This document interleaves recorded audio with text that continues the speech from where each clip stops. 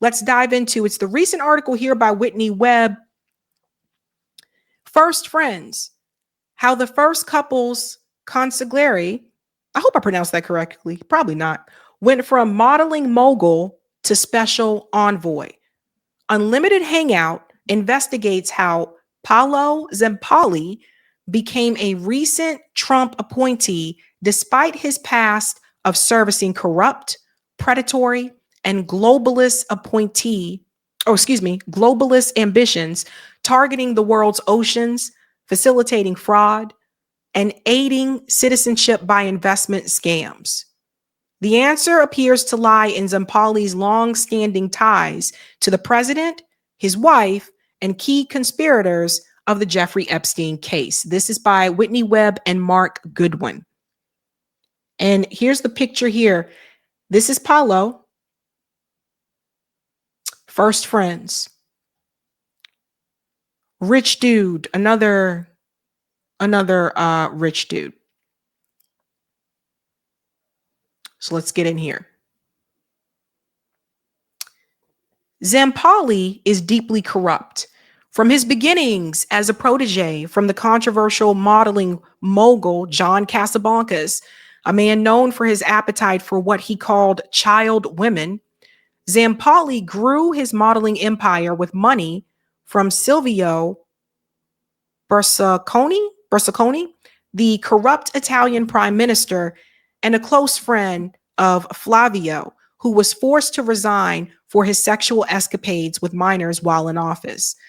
Zempoli would later follow Casablanca's example and marry his wife when she was 19, having met her not long after she had flown as an underage teen on Epstein's Lolita Express.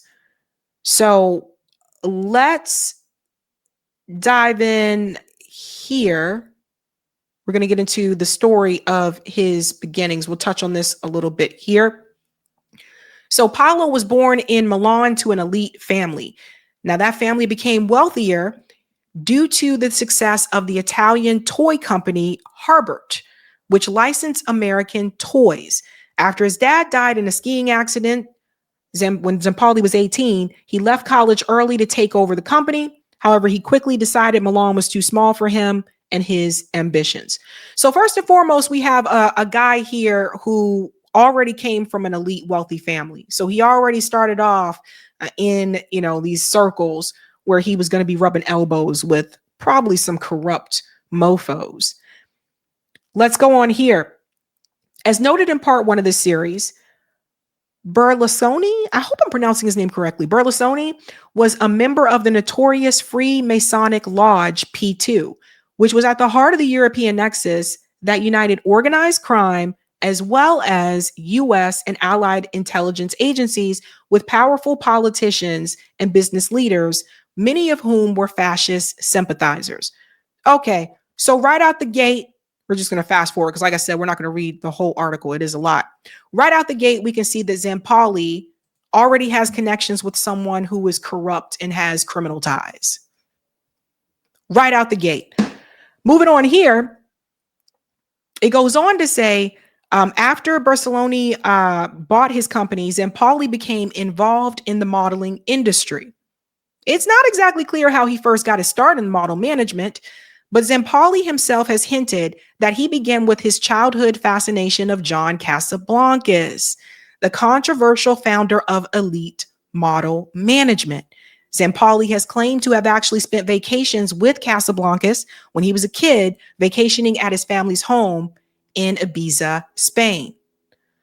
I don't know if everyone remembers this, but I remember when I was little, there were these ads for John Casablancas, like elite, modeling management. And that was like a big deal. I think it was called the Look of the Year or contest or something like that. But they used to have the commercials and there were the ads in like the teen magazines as well. I'm not sure if everybody remembers this, but it was a big name at that time. It goes on to say here, let's fast forward.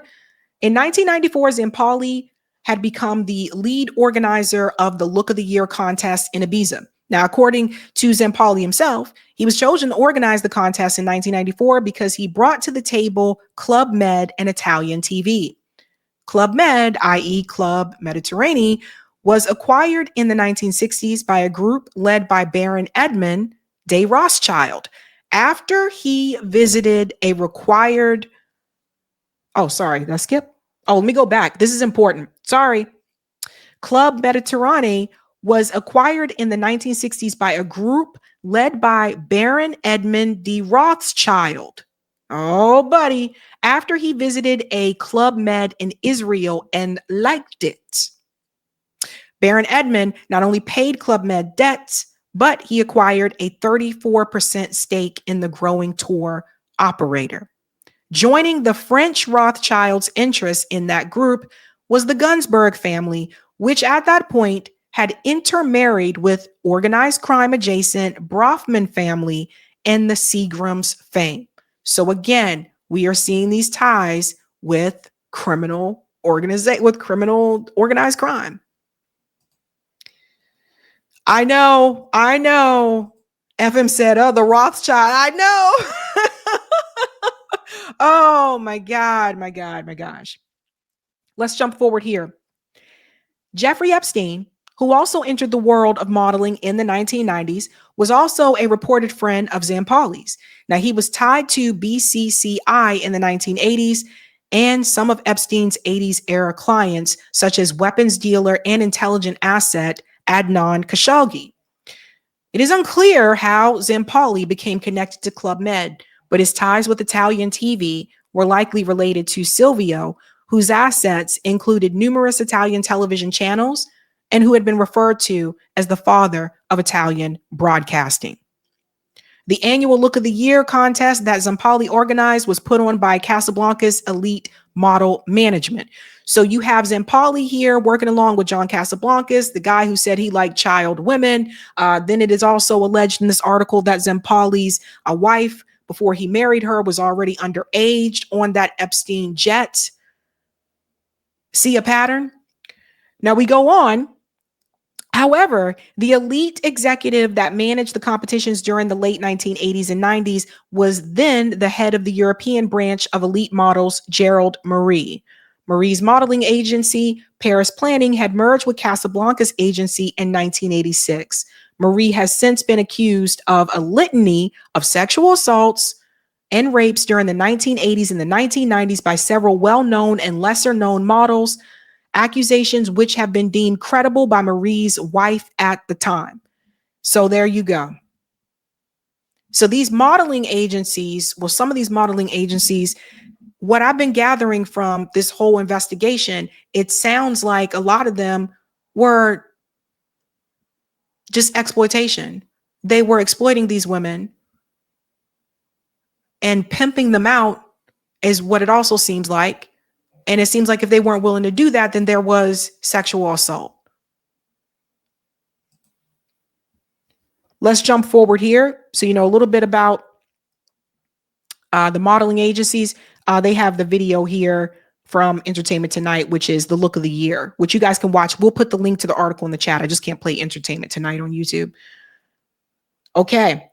Let's jump forward here. Because like I said, it's a lot of information. So I just kind of want to jump here. Though it is unclear exactly how Zampali first met Trump or who introduced them, it was likely through John Casablancas or another figure at Elite. Casablancas and Trump had been publicly affiliated since the early 1990s. In addition, Casablancas was known to host parties at the notorious nightclub Studio 54, whose co-owner is Ian Schrager. He was the son of an associate of mobster Meyer Lansky, and whose lawyer was also Trump's lawyer and mentor, Roy Cohen. So does everybody see this connection that's happening here with organized crime, the modeling industry, Jeffrey Epstein, Israel, the Rothschilds? It's one big club. And this part here, Studio 54, look, I don't know. I wasn't alive during that time, but it seems like everything happened at Studio 54. If you're watching and you're in the chat and you've ever been to Studio 54, like back in the day, you know, tell me about it. But it seems like a lot of things were happening there. He was also a close associate of New York organized crime interests, and served as a lawyer for an infamous mob boss like Tony Salerno. Trump during the 1980s was a regular at elite Studio 54 events. During this period, Trump had been alleged to have frequently partied with two men in particular, Tom Barrack, longtime Trump associate and founder of Colony Capital, who now serves as U.S. ambassador to Turkey, and Jeffrey Epstein, the notorious sex trafficker. Yeah, bud. And then there's the Trump judges elite model girls with John Casablancas. I remember that there. And then I just want to jump forward here. Even though Casablancas had been the apparent impetus for Zampalli's move to New York, Zampalli didn't work at Elite Models once he was in the US. Instead, he became co-president of Metropolitan Models after purchasing the agency soon after making the move. So Metropolitan Models, the most famous model there was Claudia Schiffer at that time. There's a connection here that is also strange. Claudia Schiffer became engaged to David Copperfield. David Copperfield apparently was also a friend of Zampalli's, was also close to Jeffrey Epstein. So there's David Copperfield on that list. All these people connected. Let's fast forward from here because, like I said, it's rather long. Just want to make sure I jump to the next part. Harvey Weinstein does come up in this piece right about here. Zampalli himself has an unusual tie to the Weinstein scandal. In 2017, Zampalli contacted women he knew had been assaulted by Weinstein, urging them to contact lawyer Benjamin Brafman and file a lawsuit against Weinstein. In an audio recording provided by one of the women in the New York Times, Zampalli claims to have had a falling out with Weinstein and that he wanted to bury him, urging the women to file suit against Weinstein. So this is interesting. So Zampalli didn't encourage those women to file the suit that Weinstein sexually assaulted them until after he had a falling out with them. Everybody pick up on that? Which tells you that he knew about it prior to that, but didn't seem to want the women to fight against Weinstein until he fell out with Harvey Weinstein. Makes you wonder what else Zampalli knew. Ay. Goes on to say here, you're going to be represented by the biggest lawyer that existed in U.S. history. They are all these girls. They are getting together and they're being represented by Benjamin Brafman. Zampalli said in a recording. Some of the women then went to Brafman's firm where they presented evidence and were asked about their traumatic encounters with Weinstein.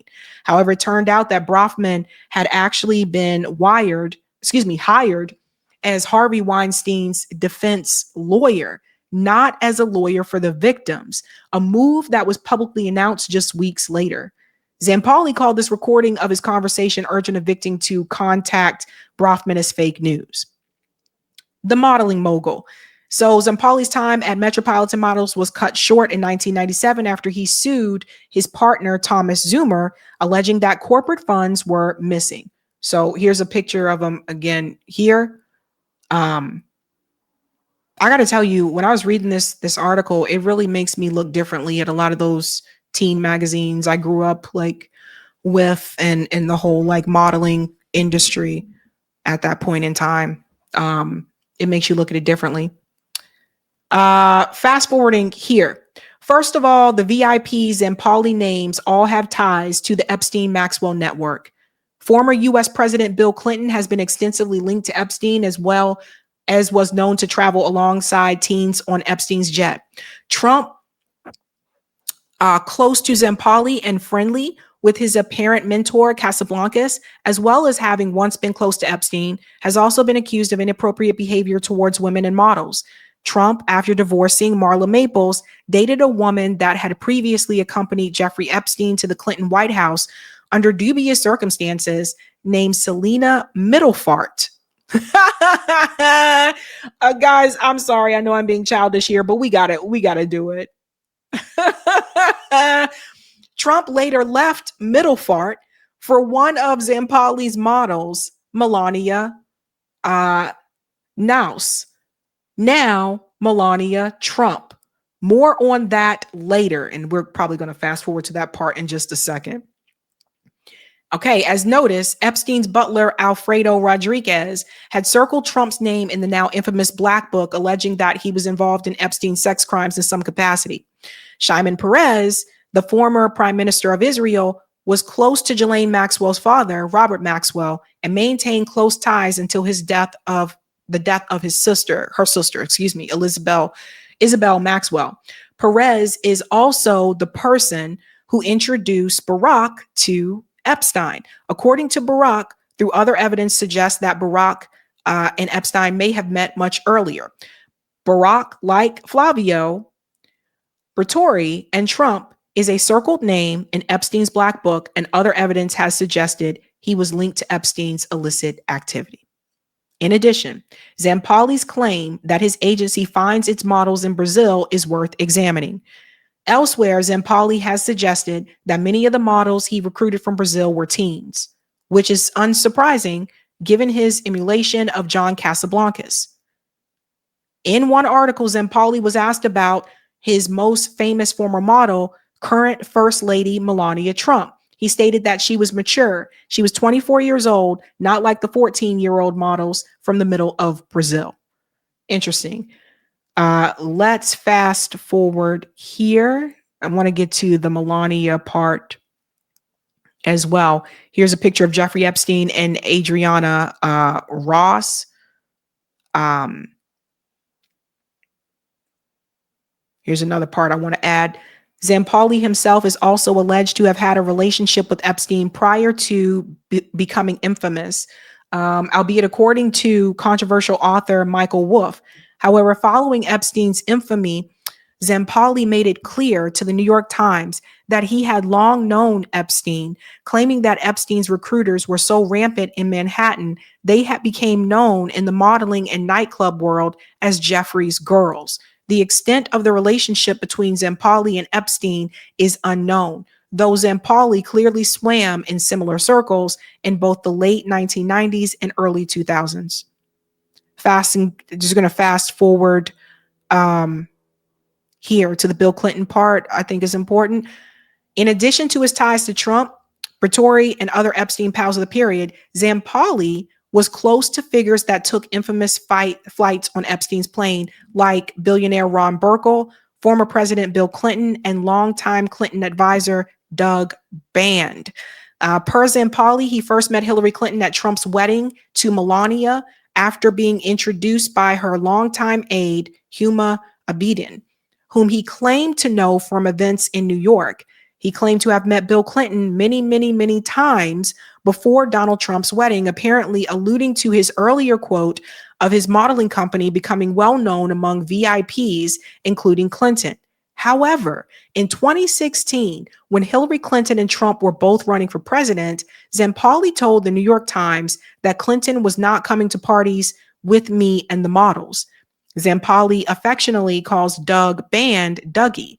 In 2009 interview, Zampali praised Bill Clinton as a genius and stated he also had much admiration for Hillary. But as you are going to see, something changes because he ended up working with the Trump administration. Let's get to that a little bit more here. Let's fast forward. Melania. Zampali's most well-known tie to the modeling world is through his connection to Melania Noss, now Melania Trump, Donald Trump's third wife and current first lady. Zampali is known to have been responsible for bringing Melania to the United States to work as a model, later securing her visa. Zampali claims to have discovered Melania at a modeling agency in 1995, and Melania has also stated she first met Zampali that year. She obtained a H-1B visa for skilled workers in October 1996 with his help. However, some reports have cited documents that Melania had done paid modeling work in the U.S. that had been arranged by Zampali's agency before she actually acquired a H-1B visa that allowed her to legally work in the U.S. You don't say. You don't say. Oh, golly. let's go on more here. At the time, Zampali was still at Metropolitan Models, and he did not create ID models until 1997. He defended her visa application after scrutiny and accusations that the two ran an escort service in the 1990s. That claim prompted Melania to successfully sue the source of that claim. That was the UK Daily Mail. Zampali is most often cited as the person who introduced Melania to Donald Trump at a 1998 party. This party was hosted at the Kit Kat Club. As both the Trumps and Zampali have publicly made this claim. However, Jeffrey Epstein is also alleged to have claimed that he first introduced the pair. So this is interesting. You got to squint, girls. Oh my gosh. Oh my gosh. Okay. Let's go on here. Now this picture says, and a friend. So that's Donald, Melania, and there's Zampali, but we don't know. This one says a friend. So the woman that is there in that picture. It's hard to know which claim holds more credibility, particularly in an era where powerful people have gone to great lengths to obfuscate their ties or distance themselves from Epstein. However, it is worth noting that it is highly likely that Epstein introduced Trump to his girlfriend prior to Melania, Selena Middelfart, a Norwegian heiress. I'm sorry. That name is cracking me up. I'm sorry. The Middelfart is cracking me up. Trump is said to have brought Middelfart as his date to the Zampali hosted event where he says he met Melania. Prior to dating Trump, Middelfart had accompanied Epstein to the Clinton White House and was also later photographed with Epstein at a 1995 event at Trump Mar-a-Lago at age 22. I'm sorry, I can't hold it in. I can't hold it in.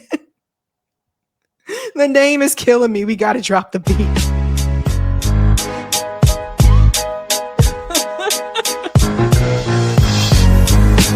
Dance with me. Dance with me. Drop the beat. In the street. I'm sorry, guys. I can't do it. It's too much. I know I'm being silly, but it's too much. Okay. Evidence presented at Ghislaine Maxwell trial revealed that Middelfart had been one of Epstein's girls in the 1990s, with her relationship overlapping with other Epstein girlfriends of that era. After dating Epstein, Middelfart began dating Trump. In addition, it seems that Melania may have had more interactions with Epstein than those confirmed by a handful of now well-known photographs. For instance, Melania had her contact information listed in his black book, though it appears under the entry for her now husband, Donald Trump. Notably, the circled black book entry for Trump only lists one email address, which was Melania's then personal email address, which is listed right there. 3 numbers for Melania, misspelled Melania, are also listed. Man, back in the day when people had AOL, teaming up with Trump. After failing to obtain the Casablancas founded elite model management in 2004, Zampali was hired by his friend of roughly 10 years, Donald Trump. However, the possibility of working with Trump had come up a year prior. In November 2003, when Trump and Zampali flew on a private plane together from Palm Beach to New York.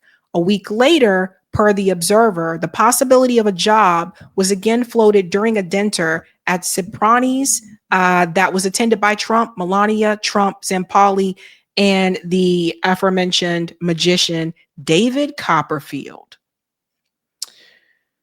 So this is Zampali remembering. We had dinner together at the Victoria's Secret show with David Copperfield, and we talked about it over dinner, and I said, yes, I want to do it. Then 3 months later, I started to get the classes, the license, the school at NYU where I took the test to be a realtor. In a separate interview, Zampali stated that Trump had told him the following at dinner: if you lose your supermodel, you go out of business. But if I lose my superintendent, I have 1,000 looking for that job the next day. Paolo, you are too good for the fashion industry. You should come work with me.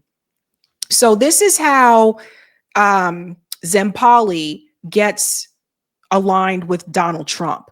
Zampali got the official "you're hired" from the star of the reality TV series The Apprentice following his failed bid for Elite.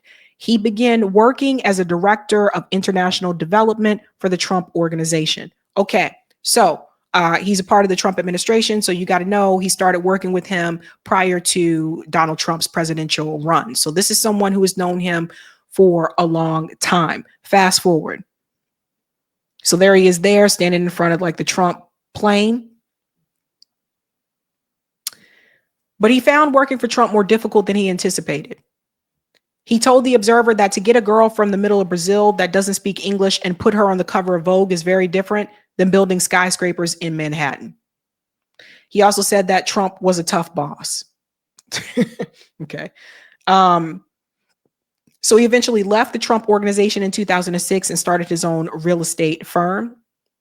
Fast forwarding here. There's the BBC interview. And we're just going to jump forward. I'm telling you that the article is really long, but certain parts that I want to mention here. An unlikely diplomat. Sometime between 2006 and 2007, Zampali formally left the modeling and real estate industries to work with the United Nations. This is very troubling, you guys. Someone that had these types of ties went on to work for the UN. In a 2009 interview with Diario de Ibiza, Zampali explained his reasoning as deciding to change things up and do business with projects that he identified more with, right? So let's get to the part. There he is with Ted Turner. Yeah, that's Ted Turner. Let's see some more of these pictures. You see all the powerful people he was around? United Nations. I don't know what happened there. Let me go back. Okay. So connection with Naomi Campbell. Grenada's UN ambassador, Angus Friday, was in attendance with the article, making note that only a week prior, he had personally squired Naomi Campbell through the UN building. So you see everybody starting to connect. But let's jump forward when he started to get into the political space here. And by the way, one thing I want to point out about Zampali, which I think you guys need to understand, the Epstein-Clinton relationship. Zampali was bipartisan. I mean, he had a relationship with Republicans. He had a relationship with Democrats, different people. So just keep that in mind as you'll see it here. In addition to the ties detailed above the show, Zampali's work at the UN intersected with the Clinton philanthropies. There is more to discuss regarding Zampali and other aspects of the Epstein-Clinton relationship. As mentioned before, Zampali was appointed minister counselor to the permanent mission of the Commonwealth of Dominica in 2011. Zampali first became connected to Dominica's government via his ties to real estate. It goes on to say here, it's just insane that like this guy was all up in the UN and everything. He had his hands in some of everything. Let's jump forward to, I'm trying to get to the Trump political piece. Here.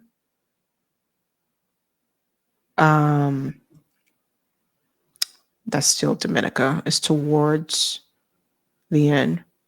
Sorry, guys. It is a long article. I tell yourself, like, if you have like a Saturday just chilling by yourself, grab you coffee, tea, sit down and just read this bad boy. It's a lot of information, but it's interesting. There was also the WATO scandal at the UN. Zempali's deep involvement with SDG 14 would bring him to the forefront of a major UN scandal. Remarkably, Zempali managed to avoid any repercussions at all for his involvement, despite the fact that the available evidence directly contradicts his claims about the case. Yeah, this was the scandal that broke in 2022. The UN official, then at the UN Office of Project Services, was revealed to have suspiciously steered 58 million of UNOPS funds to a British businessman merely after meeting him at a party, who brokered the introduction between the two men, ? That was Zempali. And then we get to the Trump administration. Zempali goes to Washington. When Trump launched his 2016 presidential campaign, Zempali had a chance to gain access to a whole new tier of power players outside of the UN. After Trump's defeat of Hillary Clinton, Zempali was one of the most high-profile Italians invited to the ritzais of inaugural parties and balls. He even co-organized an inauguration party for Trump with the magazine Forbes. It goes on to say the guest of honor was Sylvester Stallone, who previously engaged to one of Zempali's former models and model brokers, Angela Everhart. You know what? I wonder what some of these models have to say. Like some of the ones that are retired from the industry. Like when I was growing up, we had supermodels. Like it's not like that anymore. But when I was growing up, there were supermodels. So I'm wondering what some of them, if they could talk, what they would say. Makes you wonder.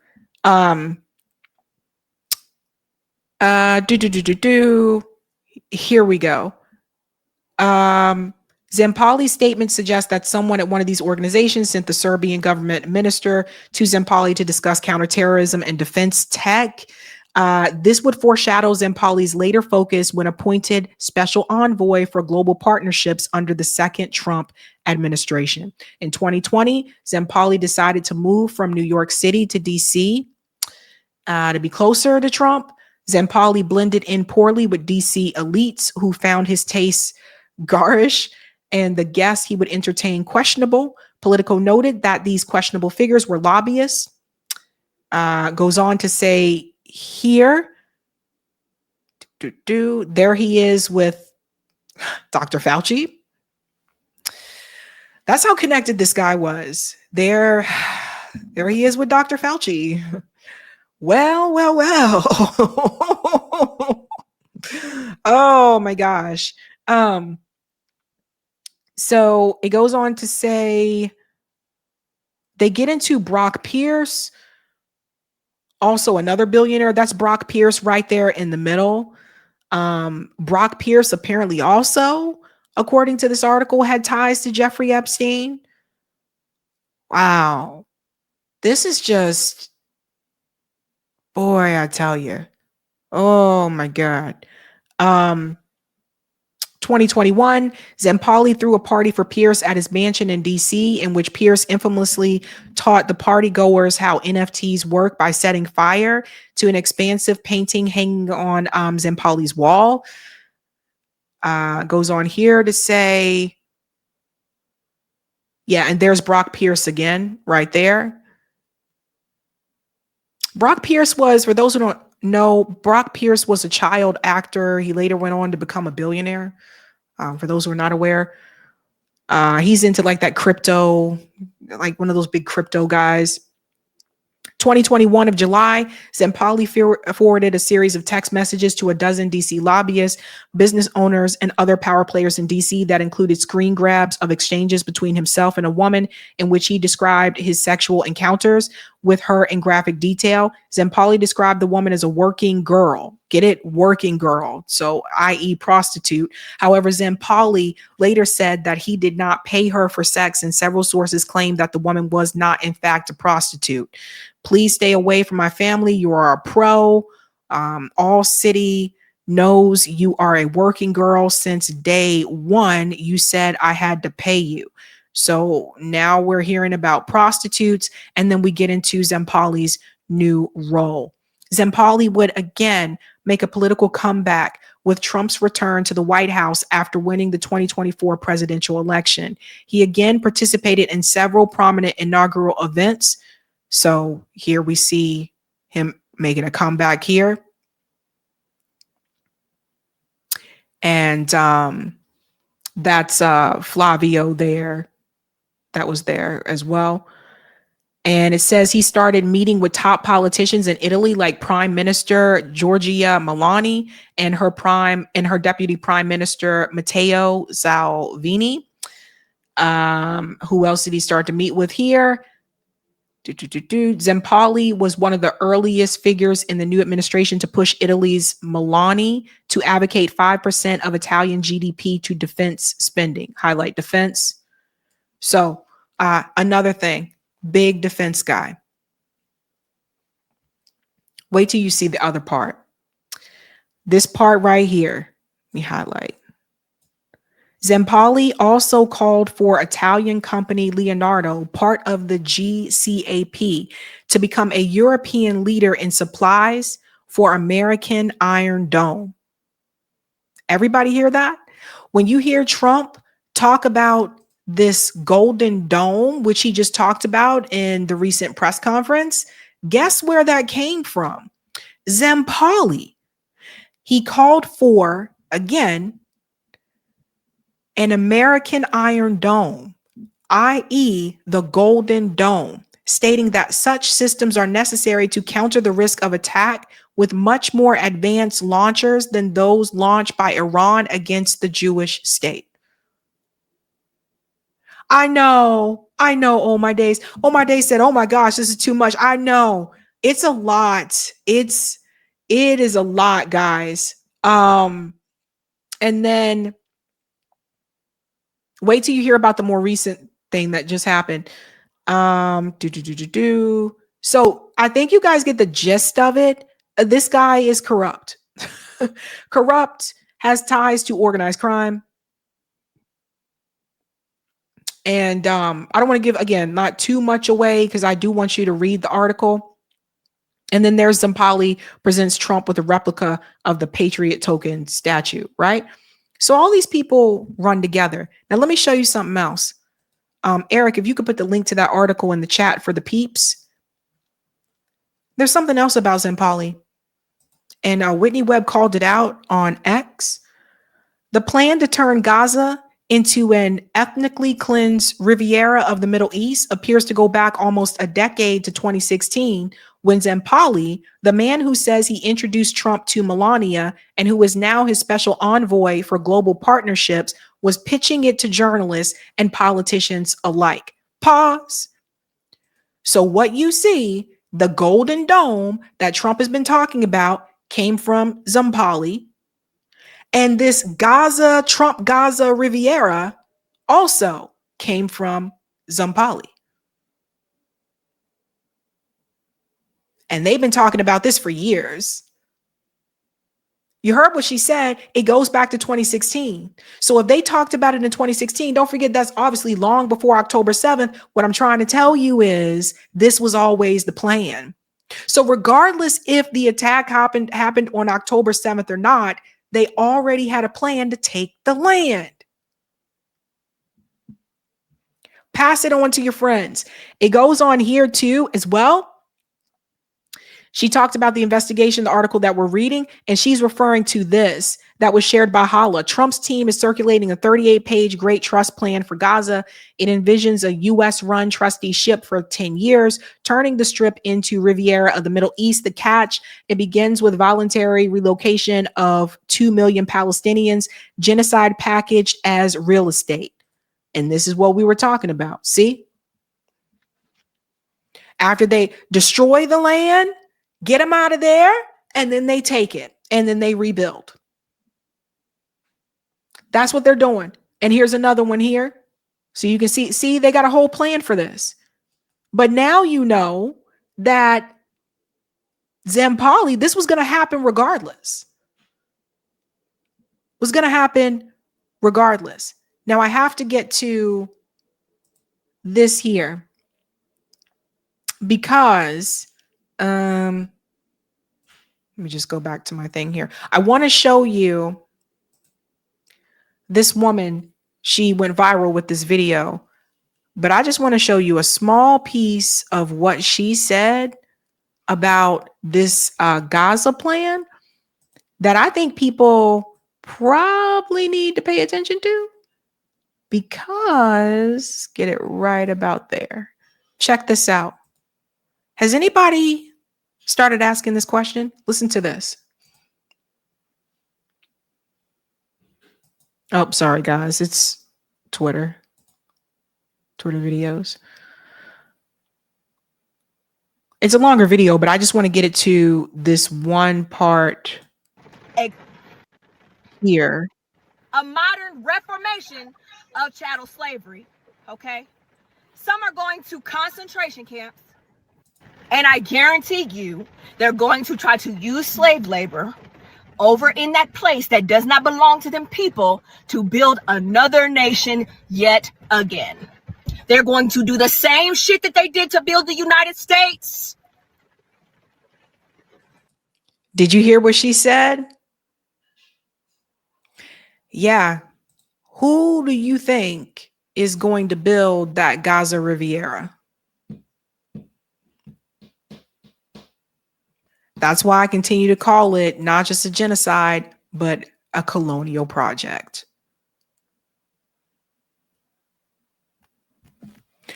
And Zampali, Zahubi, whatever the hell you want to call this guy, Zampali, this guy, see, now you guys know who was behind the Golden Dome. That was him. Now you know who's behind, who had supported this Gaza Riviera style going back to 2016. That was him. And again, the article's really long. Please spend some time reading it on your own. But I wanted to highlight really important points because I need to prove a point. For all the Zionists who continue to say this all started on October 7th, for all the Zionists who continue to say that Hamas started this, what this article about Zampali shows you is not just his connection to Epstein and Donald Trump and that he's corrupt and his connection to organized crime and all that jazz. It shows you that they had already planned back in 2016 to take the land. And by they, I mean Zampali and Trump. And now we're putting all these pieces together. And remember that article that came out that said that Israel knew about the plans for Hamas a year and a half in advance and decided not to act on it because they didn't think it was going to happen? It almost seems like this was planned.